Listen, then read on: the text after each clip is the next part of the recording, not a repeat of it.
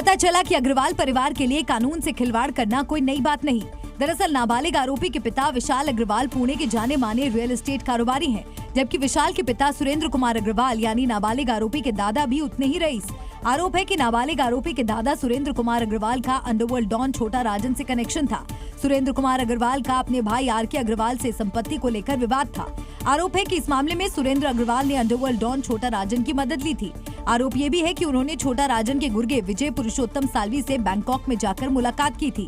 आरोप है कि सुरेंद्र ने सुपारी देकर कुछ गुर्गों को भेजा, जिन्होंने आर.के. अग्रवाल के दोस्त अजय भोसले पर गोली चलाई। इस मामले में हत्या की कोशिश की एफआईआर दर्ज हुई थी। पहले पुलिस ने जांच की, फिर बाद में ये केस सीबीआई को सौंप दिया गया। 2009 में इलेक्शन के टाइम पे मैं चुनाव में खड़ा था, वही टाइम पे मेरे पे फायरिंग हो गया था। और ये जो अग्रवाल फैमिली है, जो सुरेंद्र कुमार अग्रवाल, इनका पूरा क्रिमिनल माइंड आदमी है।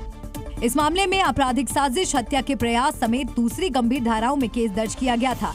शस्त्र अधिनियम की कुछ धाराएं भी लगाई गई थीं, लेकिन हुआ कुछ भी नहीं। फिलहाल इस मामले में नाबालिग आरोपी के दादा सुनील अग्रवाल जमानत पर हैं और 6 मई को ट्रायल में शामिल हुए थे। पुणे पोर्श एक्सीडेंट मामले में जिस तरह नाबालिग आरोपी को आसानी से बेल मिल गई, तो एक रिपोर्ट के मुताबिक ठीक उसी तरह छोटा राजन गैंग से जुड़े केस में नाबालिग आरोपी के दादा सुनील अग्रवाल भी चार्जशीट दाखिल होने तक गिरफ्तारी से बच गए थे। एक रिपोर्ट के मुताबिक सुनील कुमार अग्रवाल के अंडरवर्ल्ड कनेक्शन और आपराधिक साजिश रचने के केस में पुणे पुलिस ने जानबूझकर लापरवाही बरती। यही नहीं, 2009 के इस मामले में जांच के दौरान इतनी गंभीर खामियां बरती गईं कि आरोपी सुनील अग्रवाल को जमानत मिल गई। कहा तो यहां तक जाता है कि छोटा राजन और उसके गुर्गों पर संगठित अपराध सिंडिकेट की संलिप्तता के बावजूद पुणे पुलिस ने कभी भी मकोका के तहत एक्शन नहीं लिया, जबकि इस मामले में भारतीय दंड संहिता की सामान्य धाराओं के तहत एफआईआर दर्ज की गई थी। पूरी फैमिली वैसे, तुम उनका पूरा बैकग्राउंड, कमिश्नर ऑफिस, वो जो एरिया में रहते उधर के पुलिस स्टेशन में देखो, हर के ऊपर गुने दाखिल है। उधर इनके ऊपर 307 जैसे गंभीर गुने भी दाखिल है इनके ऊपर। ये डरते नहीं, इनको मालूम है आपने को कुछ लकब देखने नहीं लगेगा, न पुलिस मारेगा। हालांकि नाबालिग आरोपी के दादा सुनील अग्रवाल और अंडरवर्ल्ड डॉन छोटा राजन से जुड़े इस केस की मुंबई के एक विशेष ट्रायल कोर्ट में अब भी सुनवाई हो रही है। इस मामले में कुछ लोगों की गवाही भी चल रही है।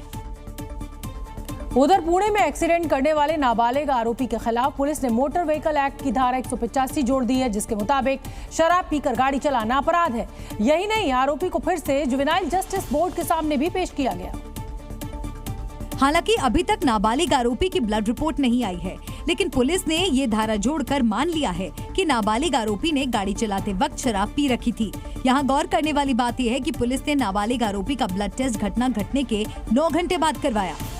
आरोपी है जुवेनाइल, उसका जो ब्लड टेस्ट का करवाने में ही 9 घंटे की देरी हो गई। तो ऐसे में क्या ये सवाल बनता है कि क्या जब ब्लड टेस्ट की रिपोर्ट आएगी तो जो इंटेंसिटी होनी चाहिए ब्लड के अंदर लिकर की, क्या उसकी मात्रा को लेकर एक संशय बना रहेगा?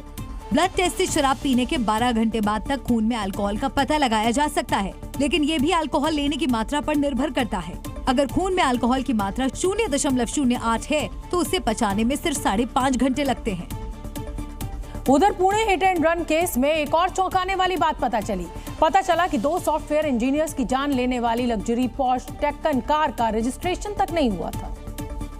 कार के मालिक यानी नाबालिग आरोपी के पिता विशाल अग्रवाल ने 1,758 रुपए का शुल्क नहीं भरा था, जिसकी वजह से 2 करोड़ से ज्यादा की इस कार का रजिस्ट्रेशन मार्च से लंबित था।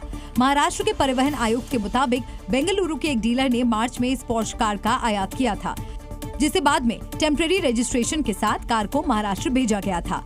जब इसे पुणे आरटीओ में लाया गया तो ये पाया गया कि रजिस्ट्रेशन फीस का भुगतान नहीं किया गया था, जिसके बाद कार मालिक को प्रक्रिया पूरी करने और राशि का भुगतान करने के लिए कहा गया।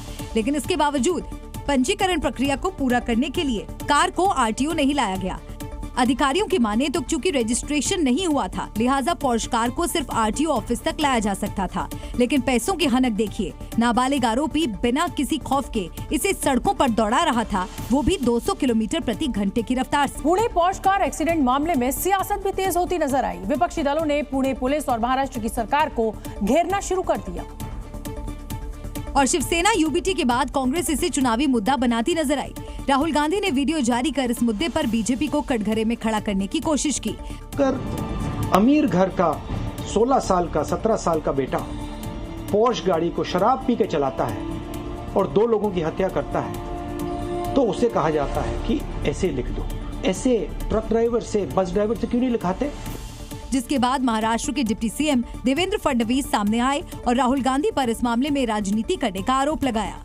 पुलिस की तरफ से पूरी कार्रवाई हुई, लेकिन हर चीज में वोटों की राजनीति को लाने का जो प्रयास राहुल गांधी करते हैं, मुझे लगता है कि ये बहुत गलत है।